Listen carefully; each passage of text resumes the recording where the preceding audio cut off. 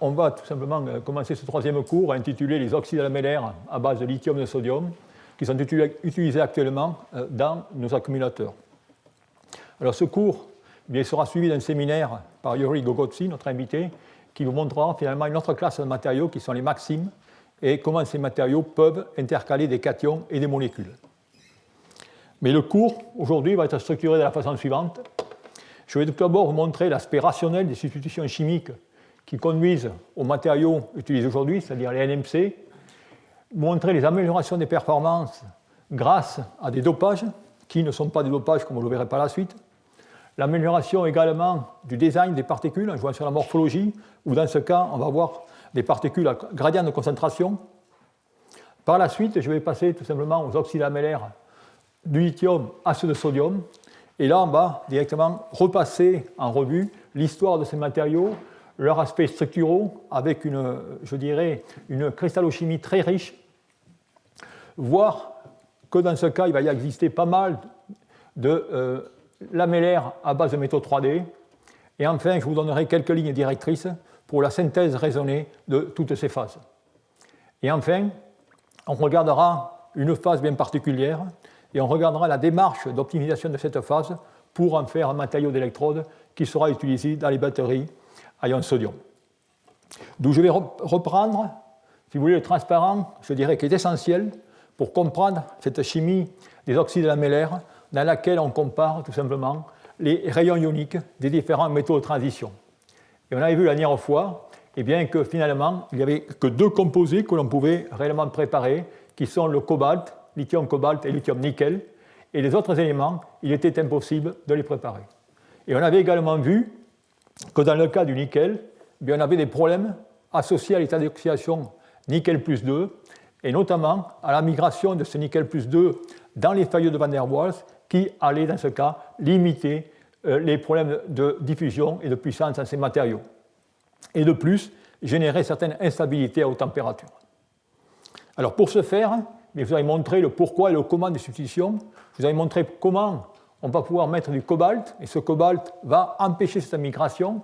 Et également, on avait montré comment, avec l'aluminium, on pouvait améliorer les performances à haute température pour la bonne et simple raison, c'est que lorsque vous mettez de l'aluminium, automatiquement, vous allez pouvoir extraire beaucoup moins de lithium et vous allez être à des potentiels ou à des espaces interfeuillés qui vont contenir beaucoup moins de nickel plus 2. Et grâce à cela, on avait fait la double substitution cobalt et aluminium pour préparer ces fameux composés que vous connaissez tous maintenant sous le nom de NCA.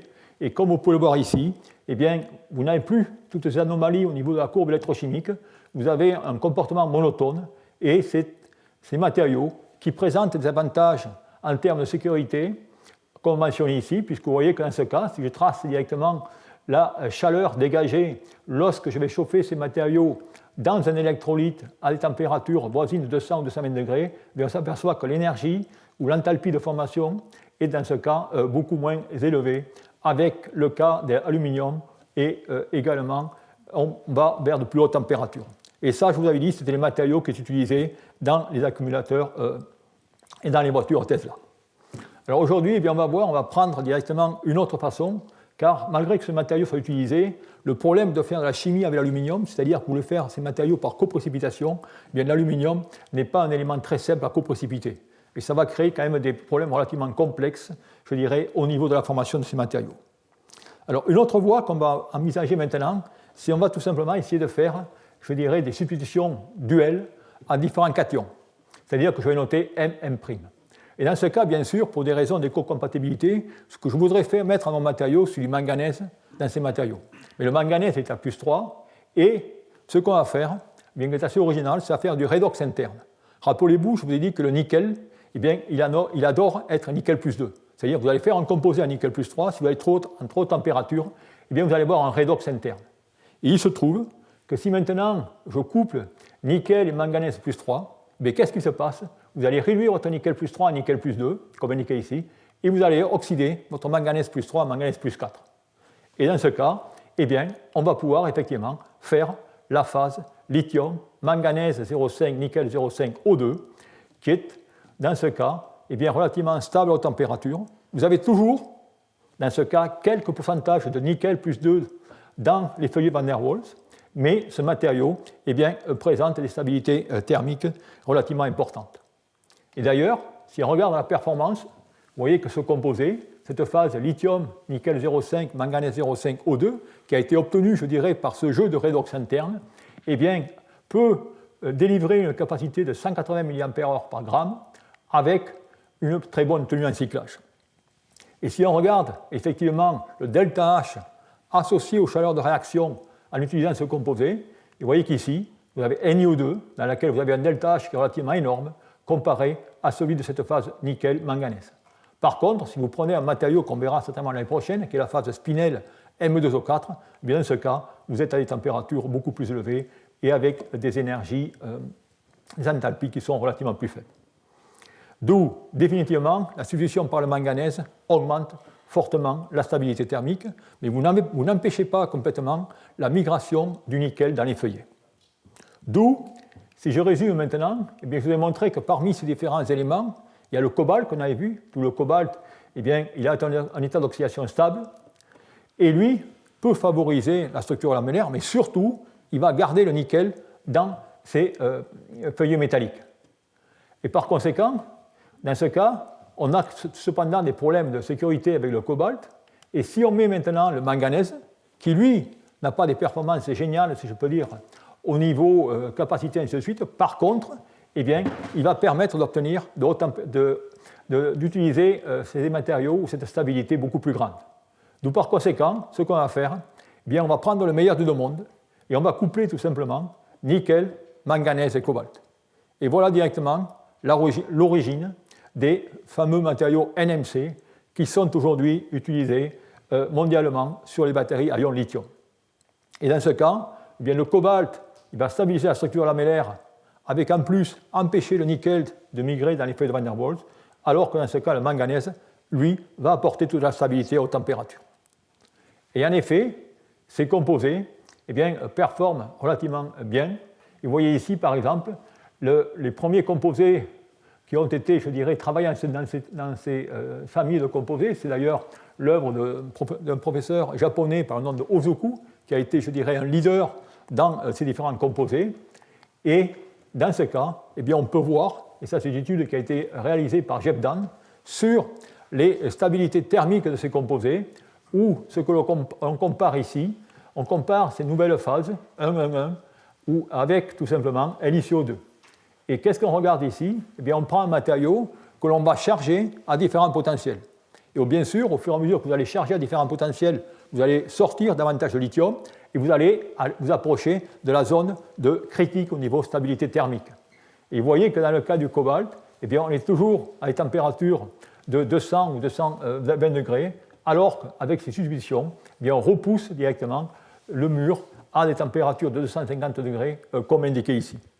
D'où on a vraiment une amélioration de ces matériaux. Et c'est vraiment grâce à cette stricte substitution, si je peux dire, qu'on a pu obtenir des matériaux relativement stables. Tout ça, je dirais, c'est des travaux qui ont eu lieu, je dirais, il y a 15 ans de ça. Et à partir de ces travaux, ça a été, je dirais, des études conséquentes au niveau de ce diagramme ternaire, si je peux dire, dans lequel vous avez le lithium-nickel, lithium-cobalt et lithium-manganèse. Et là, j'ai souligné quels sont les avantages des différentes phases. Avec le nickel qui nous donne plus d'énergie et qui va maintenir le coût, si je peux dire. Le cobalt qui va réduire et maintenir également la puissance, mais aussi décroître le coût. Et enfin, le manganèse, dans lequel, dans ce cas, vous allez décroître la performance, mais augmenter la sécurité. D'où, par conséquent, depuis 15 ans ou 20 ans, beaucoup de groupes dans le monde, des centaines de laboratoires, travaillent sur ce diagramme, dans lequel vous avez ici la concentration en manganèse. Vous voyez que lorsque la concentration en manganèse augmente, la stabilité thermique augmente. Vous voyez ici aussi que lorsque votre concentration en nickel augmente, la capacité augmente. Et lorsque votre concentration en cobalt augmente, vous avez la tenue en cyclage qui augmente. Donc voilà, si vous voulez, ces différentes études qui ont lieu actuellement sur ces systèmes. Alors aujourd'hui, le matériau le plus utilisé, c'est ce fameux 6-2-2, c'est-à-dire qui contient 60% de nickel, 20% de manganèse et 20% de cobalt. Mais bien sûr, il y a pas mal d'études pour essayer d'augmenter encore cette capacité en ajoutant du nickel. Et ça, c'est les fameuses recherches que vous avez entendu parler sur les lamellaires riches en nickel. Et bien sûr, ces lamellaires riches en nickel, rappelez-vous, on va se rapprocher de la problématique de lithium NiO2 qui avait des aspects sécuritaires pas terribles. Alors, effectivement, beaucoup de travaux aujourd'hui sont, je dirais, dédiés au NMC 811, comme indiqué ici. Vous voyez ces tests électrochimiques où, lorsqu'on va tout simplement augmenter la tension de coupure, eh bien, on s'aperçoit que à 4,1 volts ou 4,2 volts, la tenue en cyclage est relativement correcte. Dès qu'on va à 4,3 et bien sûr à 4,6, où là on a des chutes, je dirais, considérables.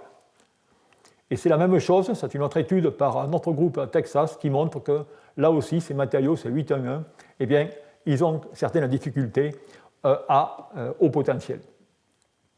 Alors, ces difficultés, elles proviennent de plusieurs choses. Tout d'abord, si on regarde la variation de volume de ces matériaux, en fonction du taux de nickel, on s'aperçoit que le delta V sur V va augmenter. C'est-à-dire au fur et à mesure que l'on va passer du 1,11 au 5,23 ou 5,32, 6,22 et ainsi de suite, on a des variations de volume et qui vont obtenir ou atteindre, je dirais, 7 à 8%. Ça veut dire que lorsque vous allez oxyder votre matériau, vous allez retirer du lithium et par conséquent, vous allez changer fortement le volume de la maille, si je peux dire, et cela va entraîner une fissuration de votre particule. Et cette fissuration de la particule va être une problématique à haut potentiel, car ça va bien sûr accélérer les réactions parasites. D'où ça, ces études, il y a des groupes qui vont encore plus loin, ils se rapprochent, je dirais, du point critique, où on voit des travaux actuellement sur des 90, 0,5, 0,5, où là aussi, pour faire l'histoire courte, vous voyez que bon, les premiers cycles sont relativement corrects, les capacités obtenues, eh bien sûr, sont intéressantes, puisqu'on peut avoir du 230 ou 240 mA par gramme. Et vous voyez que dans ce cas, eh bien, il y a des chutes en capacité et de très faibles tenues en cyclage, comme indiqué ici.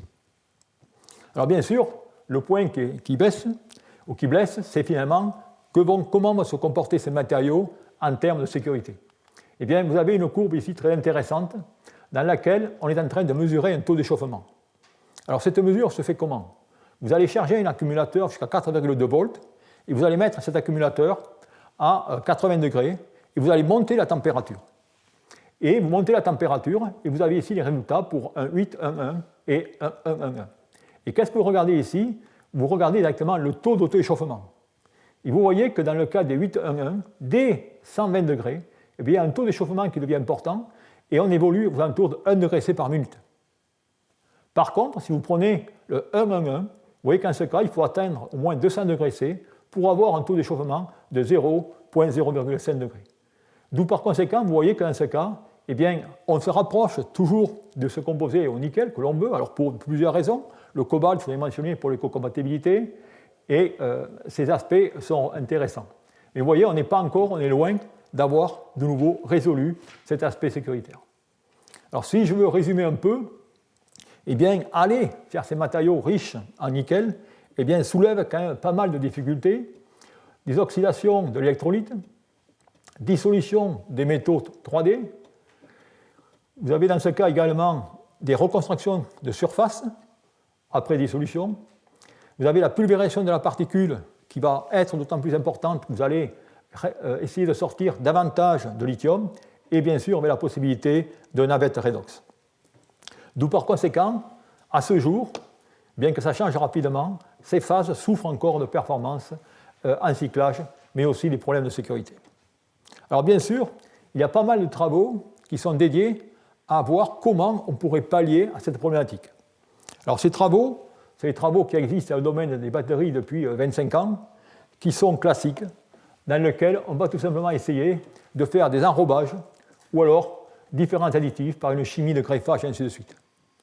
Et vous voyez ici, juste pour vous donner une idée, le nombre de papiers dans la littérature dans lesquels différents chercheurs essaient de faire des enrobages.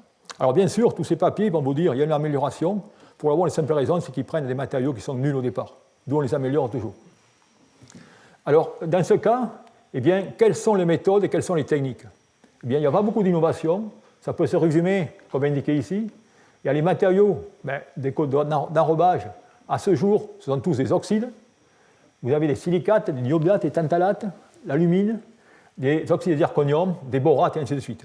Les techniques classiques de l'ablation laser, si on fait des couches minces, de l'atomic layer deposition, qui est très intéressant et développé par certaines compagnies comme BASF, du broyage mécanique, du spattering, du sol gel et du spray coating. Donc voilà, si vous voulez, toutes ces techniques. Alors, il est bien sûr, je ne vais pas directement prendre ces 2000 ou 3000 papiers qui existent pour directement vous résumer ce qui se passe. Par contre, ce que je voudrais faire, c'est tout simplement prendre des études certainement les plus récentes et deux sortes de travaux que je trouve assez innovants dans le domaine sur ces différentes modifications de surface ou tentatives d'amélioration des propriétés de ces lamellaires. Alors, les premiers travaux sont des travaux qui ont commencé, je dirais, depuis 5 ou 6 ans, qui sont assez intéressants. Et au premier abord, ce qu'on avait observé, c'était des résultats prometteurs dans lesquels on pouvait doper, substituer, on verra ce que ça veut dire, ces matériaux par des éléments comme le tungstène, le molybdène, voire le niobium, voire le tantal. Et là, effectivement, on s'apercevait, et ces courbes qu'on a obtenues d'ailleurs au laboratoire, mais qui ont été, je dirais, obtenues dans beaucoup de laboratoires, montrent effectivement, quand on fait ce dopage, il y a une amélioration de la tenue en cyclage. Et ça, c'est sur des compositions indiquées ici. Beaucoup de groupes ont, je dirais, dupliqué tout cela ces 5 ou 6 dernières années. Et vous voyez ici l'effet, je peux dire, magique de ces substituants. Vous voyez ici, dans le cas du tungstène, quel que soit votre matériau d'électrode que vous prenez LiNiO, vous prenez le 811, vous prenez, je peux tous les nommer, et bien vous voyez qu'il y a toujours un effet positif. Et la question, finalement, c'est qu'est-ce qui se passe et quel est le rôle de ces dopants. Et jusque-là, je dois dire, ça a été plutôt, je dirais, un pot de cuisine dans laquelle on ajoutait cela et on ne savait pas trop ce qui se passait. Alors, il y a des travaux qui sont faits en utilisant de la microscopie électronique à haute résolution. Et vous avez ici des images sur des matériaux qui ont été dopés, par exemple, dans ce cas, au molybdène, où on voit, lorsqu'on regarde cette image en fond noir, on aperçoit dans ce cas que ces matériaux contiennent deux types de phases. Une phase lamellaire, qui est, dans ce cas, bien sûr, le composé par, et une phase désordonnée, comme indiqué ici en jaune. Et si vous prenez le diagramme de diffraction électronique, vous voyez très bien la coexistence de ces deux phases. Maintenant, si vous faites des mesures, si je peux dire plus simples, vous prenez directement un mapping au niveau IDAX, et qu'est-ce que vous voyez? Vous voyez que finalement, vous avez des particules ici dans lesquelles vous avez votre nickel et ainsi de suite, et là, vous avez des particules où vous ne voyez plus du tout de nickel, mais vous avez tout simplement du molybdène. Donc ça veut dire finalement que ces matériaux qui ont été dopés ne sont pas tout simplement des matériaux monophasés, mais sont des matériaux biphasés. Et effectivement, d'autres études ont confirmé cela. Vous avez ici une étude qui a été faite récemment par le groupe de Jeff Dahn, où dans ce cas, il a utilisé le tungstène plutôt que le molybdène. Mais il a montré qu'au fur et à mesure qu'on augmentait la concentration, dans ce cas du tungstène dans ces matériaux, si on regarde le diagramme de diffraction X, on voit des légers changements, mais je ne vais pas rentrer dans l'explication, c'est-à-dire qu'en ce cas, on va déséquilibrer, je dirais, le taux de nickel et le taux de lithium, ce qui fait que vous allez avoir une petite variation de la Ré 003. Mais par contre, vous voyez qu'il y a un pic amorphe qui pousse au fur et à mesure qu'on augmente la concentration.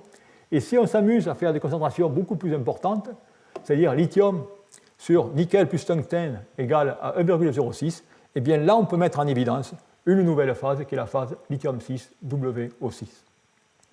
D'où ça, ça vous montre directement qu'on a deux phases dans ces matériaux. Alors ensuite, la question qu'on peut se poser, OK, on a deux phases, mais pourquoi ces deux phases vont être bénéfiques à la performance en cyclage? Alors si on regarde maintenant, quelle va être l'évolution morphologique des particules de ces matériaux en fonction du traitement en température? Vous avez ici deux images qui vous montrent le cas d'un classique de lithium nickel oxyde et voilà d'un composé dans lequel vous avez ajouté du tungstène. Et qu'est-ce que vous voyez? C'est que dans le cas où il n'y a pas de tungstène, vous avez une augmentation continue, si je peux dire, de la taille de la particule au fur et à mesure que vous allez augmenter votre chauffage. Par contre, si maintenant je regarde dans le cas où j'ajoute du tungstène, vous voyez que les particules restent tout simplement relativement petites. Ça veut dire que finalement, il se forme une gangue autour des particules qui va empêcher la nucléation de croissance au fur et à mesure que vous augmentez la température. D'où ce qui se passe, eh bien, c'est que cette phase additionnelle, cette phase secondaire, eh bien, va se trouver au joint de grain. Et elle va contrôler la croissance. Alors le bénéfice de tout ça, eh bien, on le voit tout simplement au niveau du cyclage. Et je vous montre ici finalement deux batteries qui ont été ouvertes après 100 cycles, l'une contenant vierge, pristine, et l'autre contenant un additif qui de nouveau peut être tout simplement tungstène et autres. Vous voyez qu'en ce cas, eh bien, vous avez une fissuration de la particule dans ce premier cas, jusqu'à 4,3 volts, alors qu'ici, vous n'avez aucune fissuration. Et tout ça, eh bien, ça peut s'expliquer tout simplement par, je dirais, cet effet d'enrobage de surface.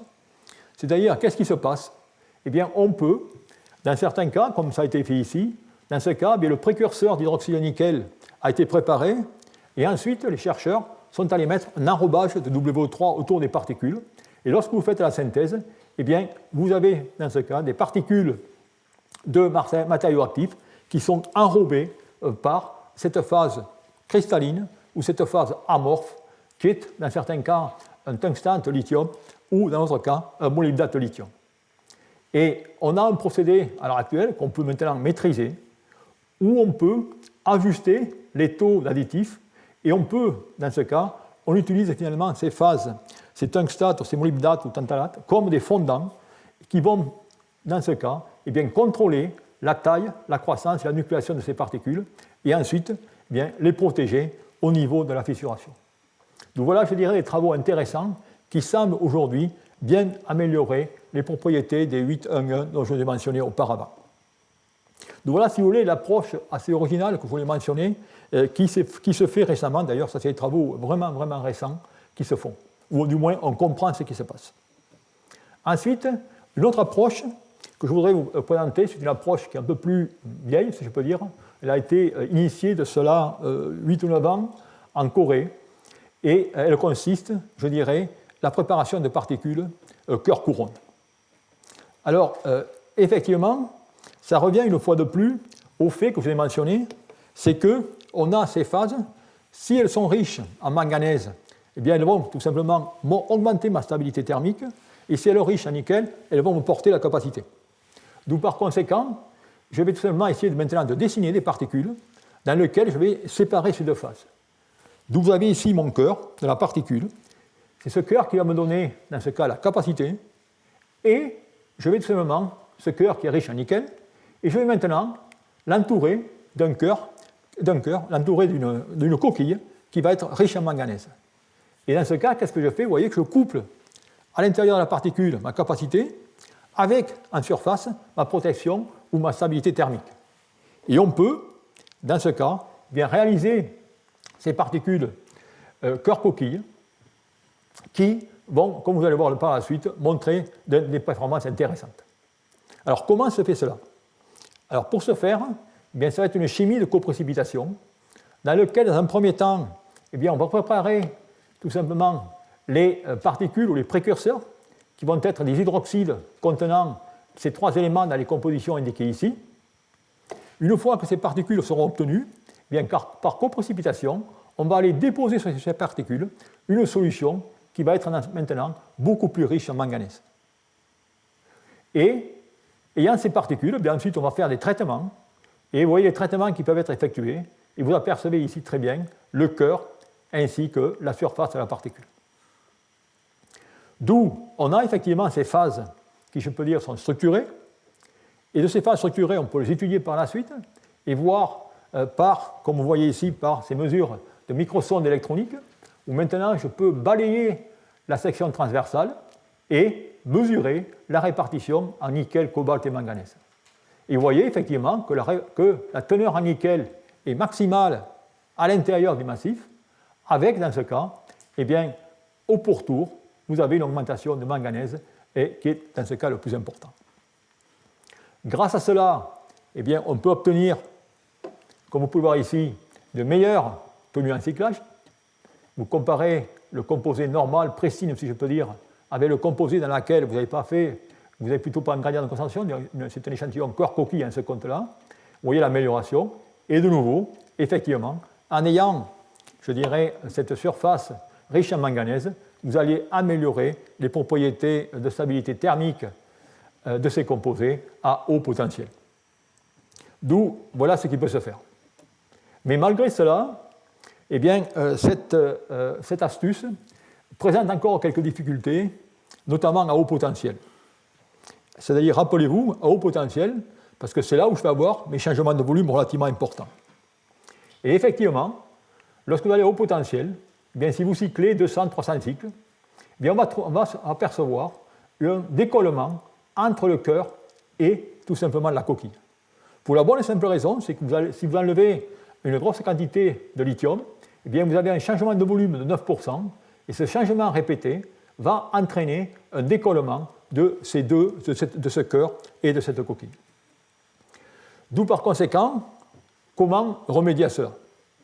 Et pour remédier à cela, eh bien, les chercheurs ont utilisé, je dirais, une astuce qui est très bien connue dans les fibres optiques, où on va utiliser en ce cas, pour avoir une perte, je dirais, en puissance beaucoup moins importante, le gradient de concentration. C'est-à-dire, on va tout simplement essayer de préparer des particules dans lesquelles on va faire varier continuellement la variation du manganèse et du cobalt au travers de cette interface. Et effectivement, c'est ce qui s'est fait. Vous voyez ici une particule dont on va tout simplement, de façon continuelle, bonifier les teneurs en manganèse, cobalt et nickel pour obtenir, eh bien, à la surface, des quantités considérables importantes de manganèse pour en assurer la stabilité. Alors, comment se fait cela? Bien, tout cela se fait par des méthodes de coprécipitation, bien sûr, automatisées, dans lesquelles eh bien, on va tout d'abord préparer l'hydroxyde classique, c'est-à-dire qu'on va avoir une particule d'hydroxyde classique, et ensuite vous avez un système de robotique, de dilution, qui va tout simplement changer les rapports de nickel, manganèse et cobalt dans les concentrations qui vont aller au pourtour. Ce qui fait que vous allez faire tout simplement une augmentation constante de la teneur en manganèse de vos solutions qui vont aller se déposer. Et grâce à cela, eh bien, vous voyez ici qu'on obtient encore des photos, des analyses par microsonde, montrent qu'effectivement, au fur et à mesure que je me rapproche de la surface, vous prenez ici par exemple le taux en manganèse, et vous voyez que ce taux en manganèse va rester constant, et dès que vous arrivez aux alentours de 2 microns de la surface, eh bien, vous voyez qu'en ce cas, on a une augmentation du manganèse. Donc voilà, si vous voulez, les astuces qui se font aujourd'hui. Et là aussi, eh bien, on voit tout simplement les avantages au niveau tenu un cyclage, ainsi que ce qui se passe au niveau de la stabilité ou thermique à des potentiels élevés. Vous voyez là où, une fois de plus, l'avantage d'utiliser ces particules à gradient de concentration. Donc voilà, si vous voulez, à peu près, la recherche qui se fait aujourd'hui sur ces fameux matériaux d'électrodes qu'on utilise dans nos accumulateurs pour les véhicules électriques, ainsi de suite. C'est qu'aujourd'hui, on a le 622 bien, qui est utilisé partout, et on a le 811 qui commence à être intégré dans certains véhicules électriques grâce à certaines améliorations au niveau de ses performances à haut potentiel, et ainsi de suite. D'où, pour conclure ce point, je vais en terminer sur, finalement, que se passe-t-il au niveau des véhicules électriques, c'est-à-dire qu'aujourd'hui, le NMC est nettement plus favorisé que le NCA, car le NCA, je dirais, présente des difficultés au niveau de la sécurité à plus haut potentiel. Les répartitions des éléments eh bien, dans un accumulateur avec des lamellaires 622 est indiqué ici. Vous avez les rapports ou les concentrations en manganèse, en cobalt et en nickel. Et si on regarde maintenant eh bien, une prévision sur les demandes au niveau, je dirais, des matériaux d'électrode, avec les augmentations qui sont prédites, dans lesquelles on est en train de parler de plus de... Je n'arrive pas à lire ici, je ne sais pas si vous lisez mieux que moi, où on parle directement de 1700 gigawattheures stockés en 2030, eh bien vous avez les quantités de matériaux qui seront nécessaires pour faire cela. C'est-à-dire qu'il vous faudra 2 100 000 tonnes eh bien, de matériaux d'électrode positive et 191 000 tonnes de lithium.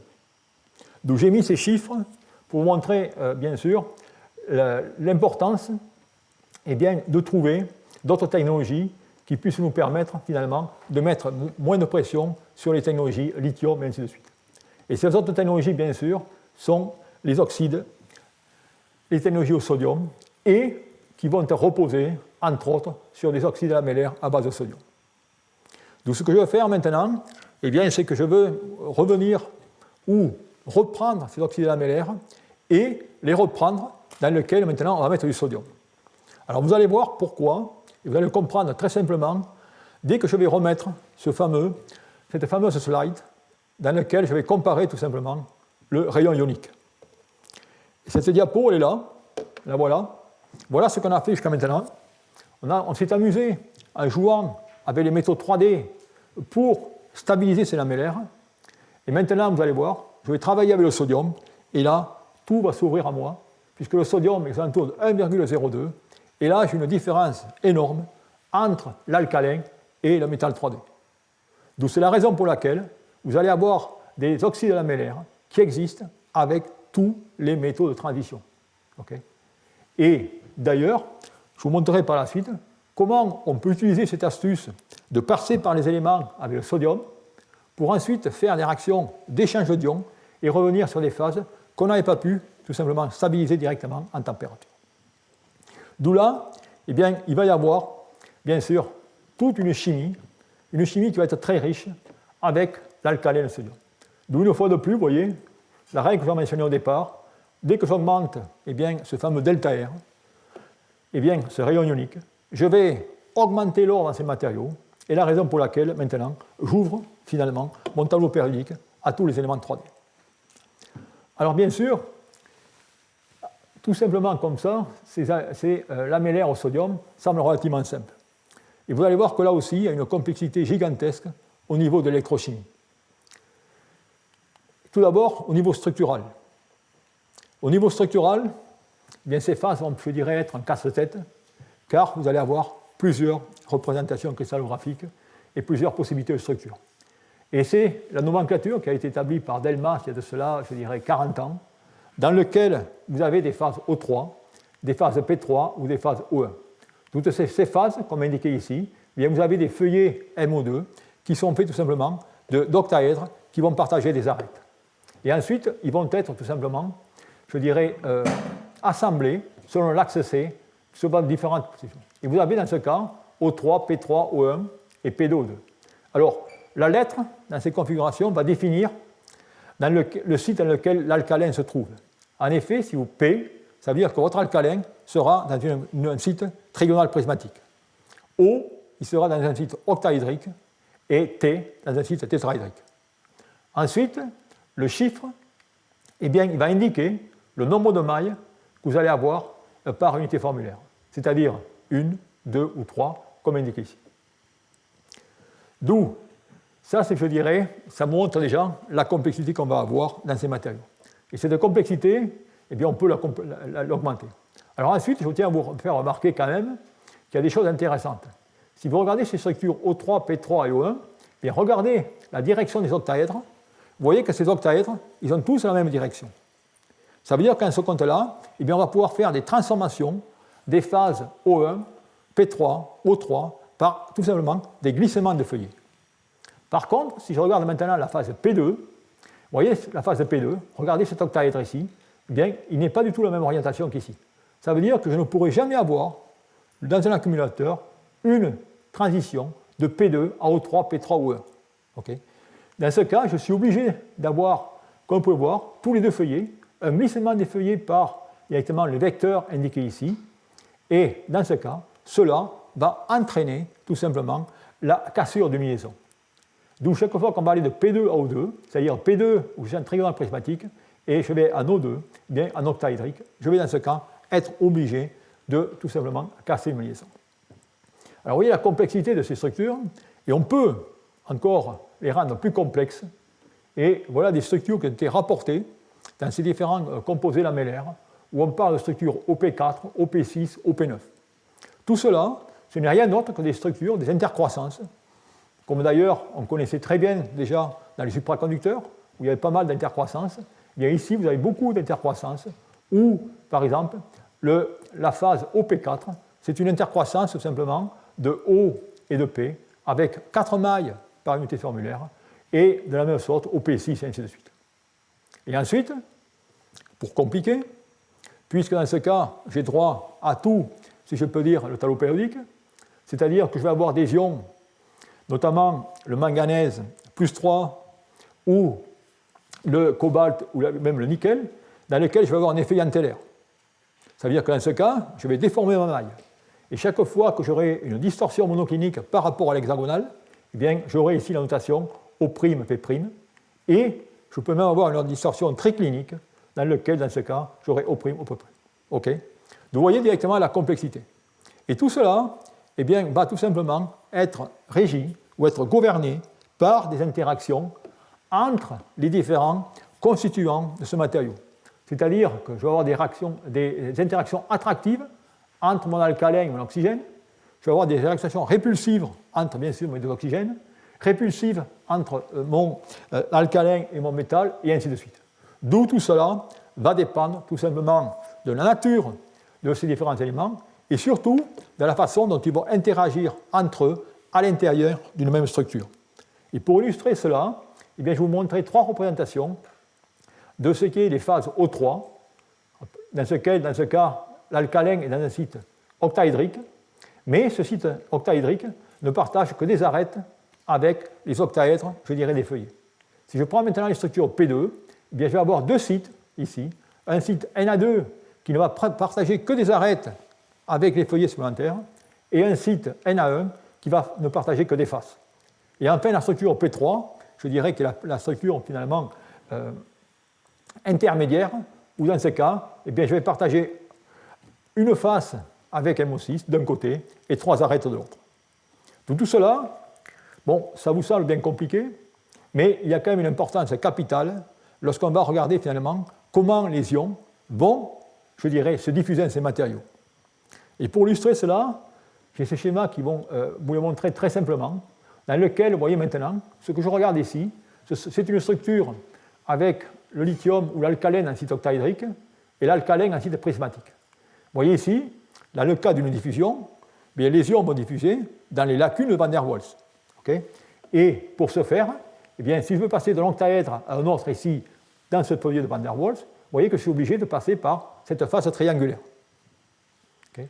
Par contre, maintenant, si je regarde dans ma structure prismatique, la même façon, je vais directement avoir cette diffusion par saut de lacune en lacune, et vous voyez que maintenant, mon ion doit passer tout simplement dans cette phase qui est un rectangle ou un plan carré. Et ça veut dire qu'en ce cas, eh bien, automatiquement, l'énergie nécessaire pour faire migrer cet ion dans le cas d'une structure octaédrique et le cas d'une structure prismatique va être totalement différente et sera minimale pour la structure directement prismatique. Et c'est la raison pour laquelle, lorsqu'on va dessiner, dans un premier temps du moins, des composés pour les batteries à ion sodium, on va tenter d'avoir des phases P2 pour bénéficier finalement de cette diffusion rapide. Et cela, ça a été modélisé, et ça c'est les travaux de Gerd Seder, qui a fait des calculs de DFT pour, je dirais, regarder cette problématique et démontrer effectivement que la barrière énergétique pour la diffusion est plus faible dans le cas de NaCO2 que dans le cas de lithium-CO2. Et bien sûr, à cela va s'ajouter la haute polarisabilité de ces différents ions, notamment lithium et sodium. Et bien sûr, le sodium étant plus polarisable que le lithium. Donc voilà, si vous voulez, toutes ces bases que je voulais vous donner sur ces composés lamellaires. Et maintenant, on va tout simplement commencer à regarder comment ils se comportent dans différentes familles, avec notamment le cobalt, et ainsi de suite. Donc le premier qu'on va regarder, effectivement, ce sont les composés au cobalt. Alors, tous ces composés eh bien, peuvent être préparés, dans ce cas, à haute température. Et ça, c'est des travaux, de nouveau, qui remontent encore dans le groupe de Bordeaux, il y a plus de 30 ans, où ils avaient étudié tout simplement, par des méthodes céramiques, les différentes phases et les différentes compositions que l'on pouvait obtenir. Et vous voyez qu'en ce cas, on a obtenu des phases O3, O'3, P2 et P'3. Tout ça est obtenu à haute température. Et notez, entre parenthèses, que vous n'avez jamais ça dans le cas du lithium. Okay, pour montrer tout simplement que dans ce cas, eh bien, il y a une flexibilité énorme au niveau du réseau. Alors ces matériaux avaient été étudiés à l'époque d'ailleurs par Claude Delmas, et voilà les premières figures qui sont indiquées ici, où les points eh bien, tout simplement, représente le point de départ de ces courbes électrochimiques. Et vous voyez les différents comportements indiqués. Et qu'est-ce que vous retrouvez? Vous voyez ici, je trouve du O3P3, O3P'3, mais vous voyez, il y a seulement des transformations par glissement de feuillet, mais je ne trouve aucune phase P2. Cette transformation n'est pas possible. Par contre, chez cette phase P2, si maintenant j'en fais l'électrochimie, eh bien cette phase P2, eh bien, comme il faut une énergie relativement considérable pour générer ou pour passer à O1P3, eh bien, elle va tout simplement rester P2 totalement lors de l'interpolation. Et ça, c'est quand même, ça montre tout simplement que les notions que j'ai mentionnées eh bien, s'appliquent bien ici. Alors, si maintenant je veux tout simplement vous illustrer quelle va être la différence entre les phases au sodium et les phases au lithium, je crois que la meilleure façon de le faire est tout simplement ce transparent. Vous avez ici eh bien, les comportements de NaXCO2 et les comportements de lithium-CO2. Alors, vous voyez directement la chose, je dirais, très importante.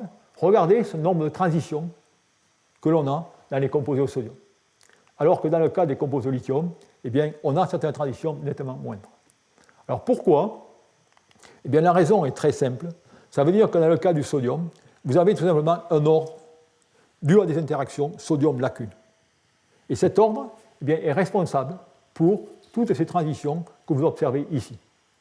Ensuite, bon, vous avez le potentiel qui est plus faible. Ici, le potentiel est plus faible, autour de 300 mV. C'est tout simplement associé au fait eh bien, qu'il sera plus facile de sortir le sodium de ces matériaux, mais également à l'échelle potentielle, qui vous montre que dans ce cas, eh bien, le potentiel du sodium est 300 mV en dessous. Et là aussi, faites pas l'erreur, ce n'est pas directement au pouvoir réducteur, c'est le problème de solvatation qui explique tout simplement ce changement, je dirais, de potentiel. Donc voilà, si vous voulez, la caractéristique que l'on a lorsqu'on passe du lithium au sodium. Cette caractéristique, je ne vous l'avais pas montrée, mais on la retrouve identique lorsqu'on était dans les chalcogénures. Vous voyez ici le composé dont on a longtemps parlé, lithium X TS2. Maintenant, je passe aux phases NaX TS2. Eh bien, vous voyez tout simplement qu'on a là, dans ce cas, du O1, P3 et O3, c'est-à-dire tous ces changements de lamellaire.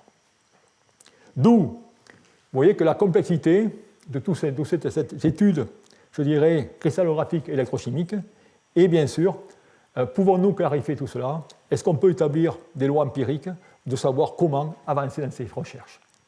Eh bien ça, c'est le fameux diagramme qu'on appelle le diagramme d'ionicité de structure, qui avait été de nouveau établi, je dirais, il y a plus de 30 ans, une fois de plus, dans lequel, qu'est-ce qu'on trace ici? On trace le rayon ionique en fonction, tout simplement, de l'ionicité de liaison, et X étant le nombre d'alcalins.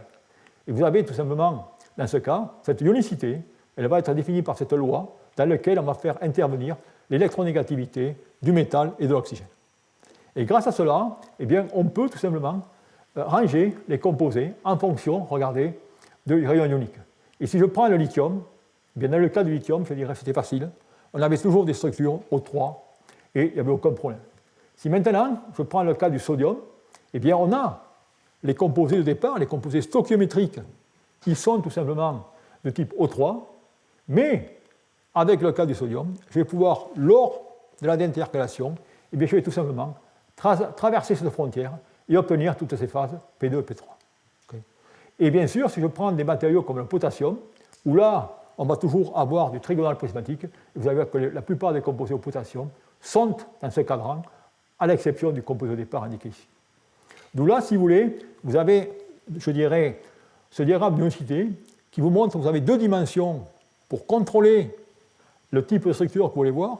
Vous pouvez partir soit avec la phase O3, vous allez faire de la déintercalation, vous êtes sûr, vous allez tomber sur des phases P, et un autre degré de liberté est indiqué par cette flèche rouge ici, et ça c'est très intéressant, parce que maintenant je vais pouvoir directement faire un échange ionique, bien sûr dans la direction sodium-lithium, on ne fait pas l'inverse, on va toujours du plus gros vers le plus petit, et dans ce cas, je vais pouvoir directement prendre ces phases et stabiliser des matériaux que je ne pouvais pas par synthèse directe. Et d'ailleurs, c'est ainsi que finalement, on a pu, ou certains chercheurs, ont pu stabiliser, comme le pouvoir ici, une phase tout simplement lithium-CO2, comme indiqué ici. Dans ce cas, eh bien, il y a eu un échange avec directement du bromure de lithium pour obtenir cette fois une phase voyez, on part d'une phase P2, et maintenant je stabilise la phase 2. Cette phase n'avait pas pu être stabilisée par synthèse directe. Je suis obligé de passer par le sodium pour la stabiliser. Et si on regarde les propriétés électrochimiques de cette phase, eh bien intéressant, vous voyez qu'elle se comporte, je dirais, un peu, enfin beaucoup, si je peux dire, comme la phase lithium-CO2, avec dans ce cas quand même je dirais, des points anguleux sur la courbe électrochimique qui montrent qu'on a encore une certaine mémoire de ces changements de phase. Mais au niveau capacité, eh bien, on a les mêmes valeurs. Alors pourquoi ces composés n'ont pas été poursuivis? Pour la bonne et simple raison, bien sûr, que la synthèse est compliquée et vous allez, encore une fois de plus, introduire des étapes supplémentaires avec des réactions d'échange qui sont, je dirais, ont lieu en solution avec du bromure de lithium, et c'est des réactions qu'on pourrait faire, je dirais, avec les céramiques à relativement basse température. Donc voilà ce qu'il y en est pour les oxydes de lithium et les phases qu'on a pu obtenir par échange. Ensuite, si on regarde le cas de NaIO2, vous voyez que là aussi, rappelez-vous, la courbe auparavant avec le lithium était relativement, je dirais, monotone. Et bien ici, vous voyez que dans ce cas, vous avez tous ces différents accidents. Et là, selon les méthodes de synthèse, on peut obtenir, une fois de plus, des phases P2 et O3. Alors bien sûr, on travaille dans ce cas avec des stoichiométries différentes, mais surtout, on va jouer simplement sur l'environnement, c'est-à-dire quels vont être les gaz que l'on va utiliser pour faire ces synthèses. Donc voilà à peu près ce que l'on passe sur le nickel. Alors ainsi, on va les passer, je dirais, un peu en revue, mais rapidement, pour montrer que bien sûr, on peut tous les former. Et dans le cas du manganèse, même chose. C'est des synthèses qui se font à haute température, indiquées ici, dans lequel on a, dans ce cas, des phases P2. On a, dans ce cas, également des structures 3D pour des concentrations en sodium relativement moins importantes.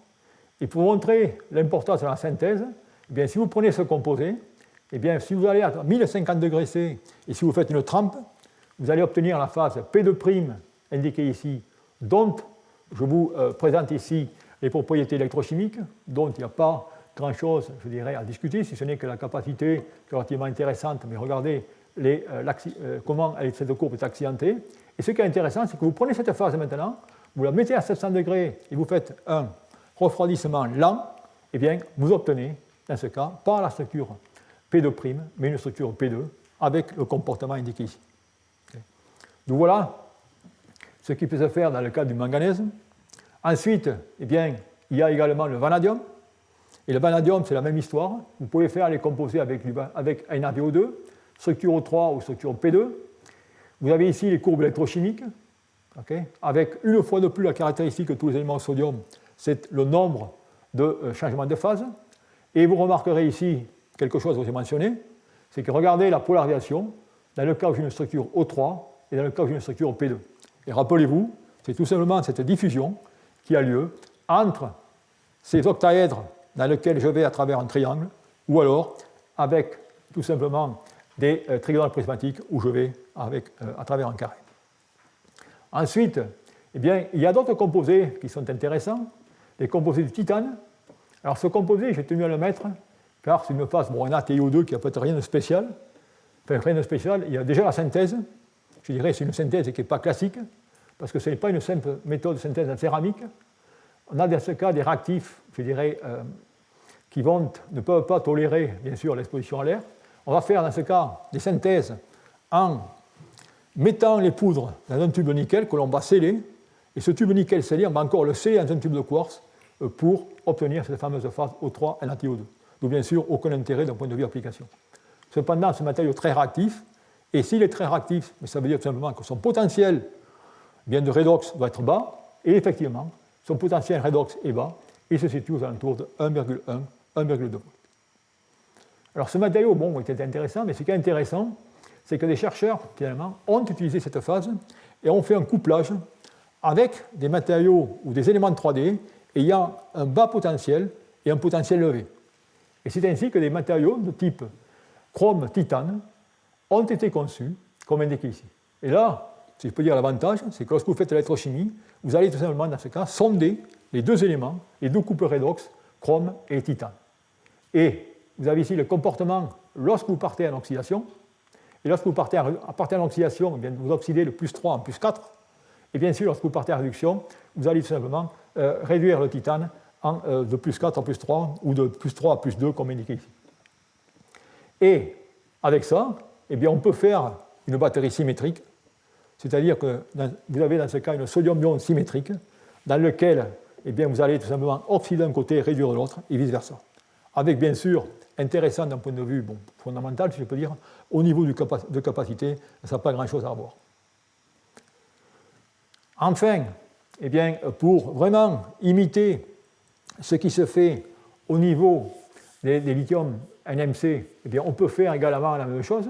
Vous avez ici une phase qui s'appellerait une sodium NMC, dans lequel, dans ce cas, on peut préparer ces matériaux par des méthodes sol-gel, en utilisant les précurseurs d'acétate en acide citrique. Vous obtenez un gel, et ensuite que vous allez simplement chauffer pour obtenir des poudres de NaNMC comme indiqué ici. Des performances, eh bien, c'est des performances relativement classiques, avec les courbes électrochimiques, une fois de plus, je dirais, accidentées, bon, des tenues en puissance qui ne sont pas terribles, pour le bien regarder ici, et avec, une fois de plus, d'énormes changements de phase, ainsi de suite. Donc voilà, si vous voulez, un peu tous les matériaux qui ont été utilisés. Alors bien sûr, vous avez dans ce cas nickel, manganèse, cobalt, et là aussi, au niveau, je peux dire, de l'écocompatibilité, eh bien, on peut dans ce cas utiliser le fait qu'on peut former ces matériaux avec le fer. D'où par conséquent, eh bien, les dernières avancées qui ont eu dans ce domaine, eh bien, c'est ces matériaux, ces phases, qui sont des phases P2 de type sodium 2 tiers, Fe 1 tiers, manganèse 2 tiers, comme indiqué ici, ou 1 demi. Alors ces phases, eh bien, on peut les obtenir une fois de plus dans les deux configurations.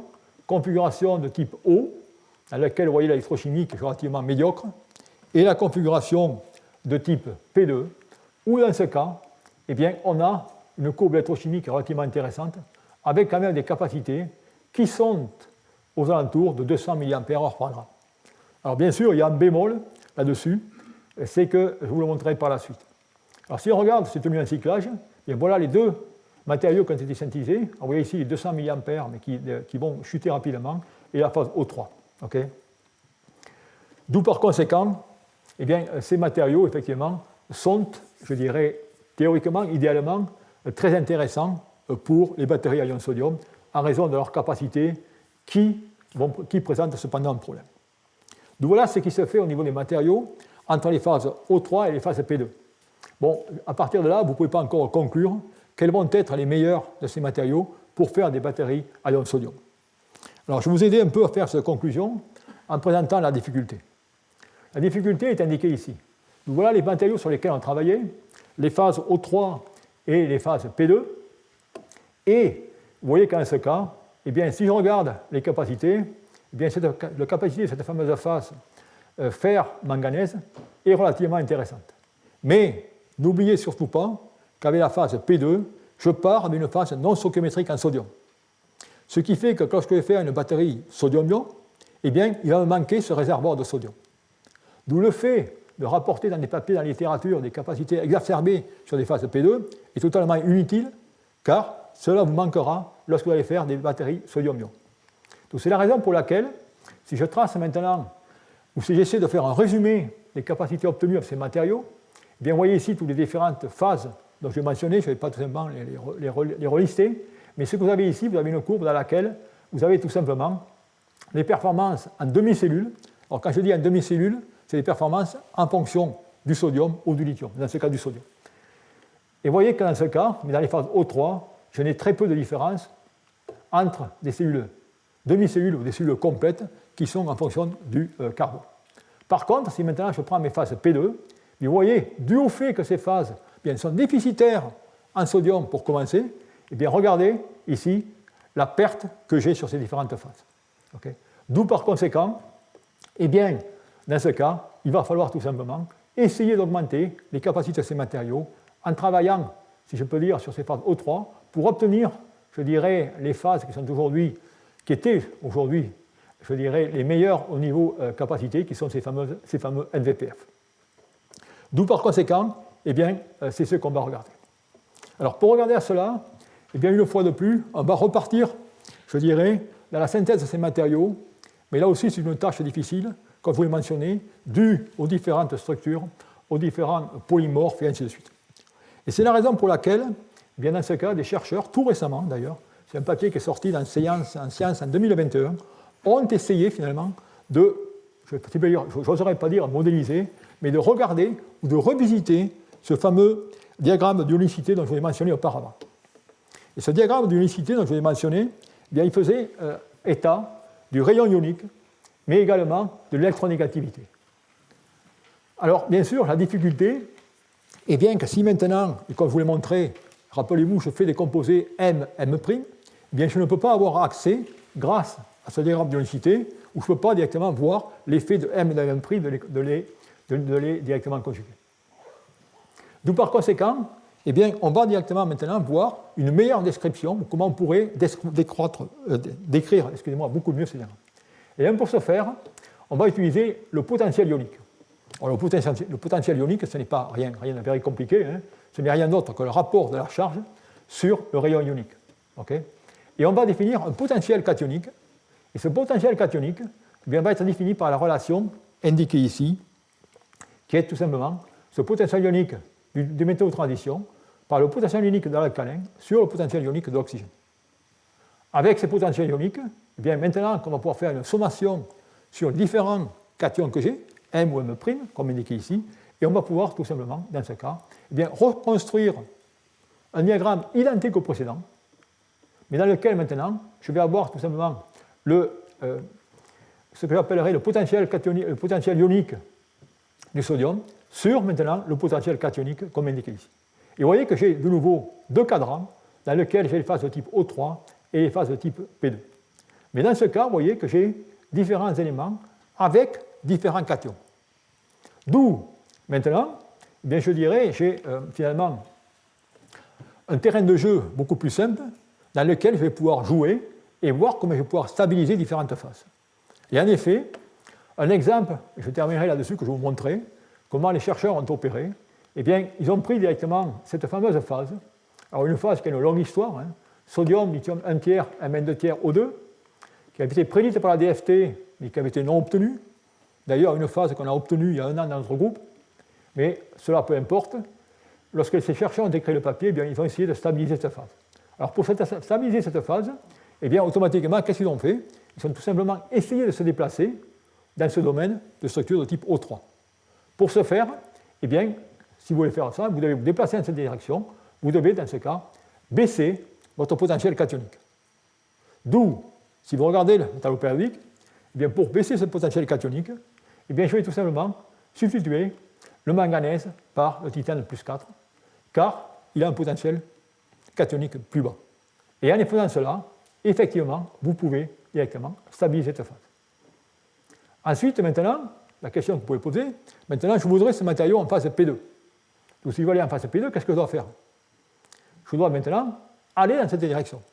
Donc, je dois augmenter mon potentiel cationique. Eh bien, on peut augmenter son potentiel cationique en faisant les substitutions comme indiqué ici. Maintenant, si je cherche un potentiel cationique, plus important que le manganèse, mais c'est très difficile. Je n'ai pas d'éléments qui vont pouvoir me l'apporter. Donc, je suis obligé, dans ce cas, de décroître ma concentration en sodium et compenser par du lithium. Et effectivement, voilà le matériau qui a été directement synthétisé. D'où, là aussi, ça vous montre, je dirais, de la synthèse raisonnée de phases P2 et P3, avec la petite histoire derrière, c'est qu'à l'époque, dans ces matériaux, il y a de l'ionic redox dont les chercheurs n'avaient pas directement tilté dessus, où ça se caractérise très bien ici. Donc voilà, pour vous donner comment on peut jouer finalement sur cette chimie, je dirais, de synthèse, et en utilisant, je dirais, ces diagrammes qui sont relativement simples et sur lesquels il faut tout simplement savoir comment les lire et comment se déplacer. Bon, je pense que je vais arrêter là pour aujourd'hui. J'ai une fois de plus préparé trop de choses. Vous avez de la chance. Hein. Et je vais maintenant laisser la parole à notre invité, qui est Yuri Gogotsi, sur, prenez 5-10 minutes pour qu'il s'installe, et ensuite, eh bien, on commencera. Voilà, merci.